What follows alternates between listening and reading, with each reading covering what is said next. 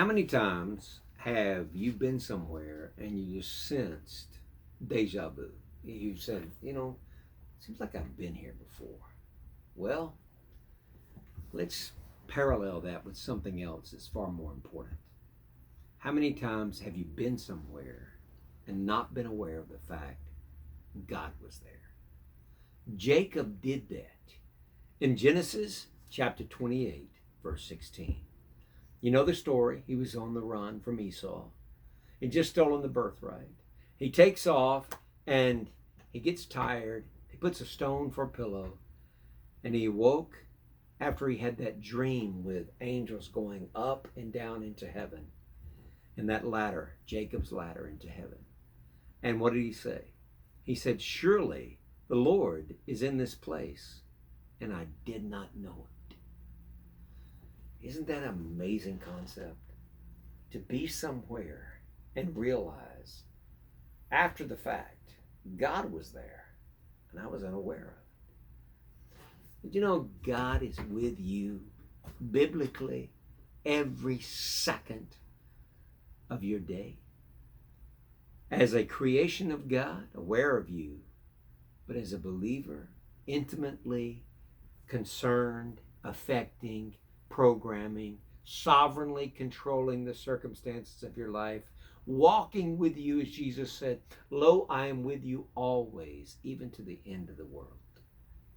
When you feel alone, you need to check that with the fact it's an impossibility for me to be alone. God is with me. Now, this is so profound because God was speaking to Jacob in a very special way.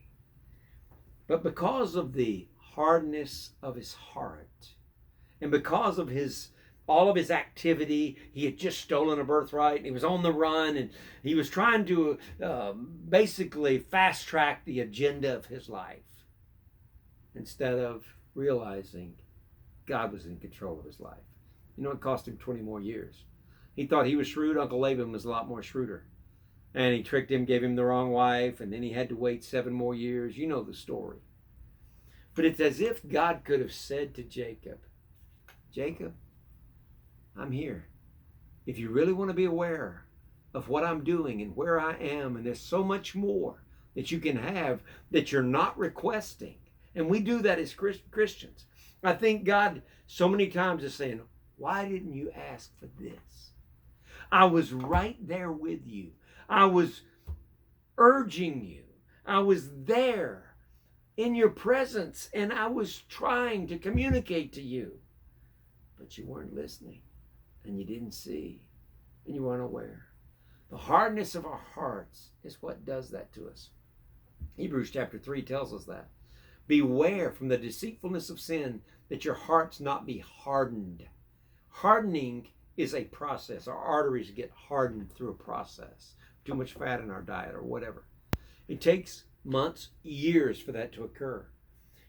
It takes the same kind of time many times for us to lose the passion for Christ. We forget that we're on a mission with God for a particular purpose. It's not about being down here. People go to a halfway house. In order to go to a halfway house is to get out of the house and go to another house, right? Well, this world is a halfway house for us. We're going to our home in heaven. When we start to make this world, everything about it, our homes, and we start to gear our lives towards everything about me and how I can make my life better, we desensitize ourselves to God's presence.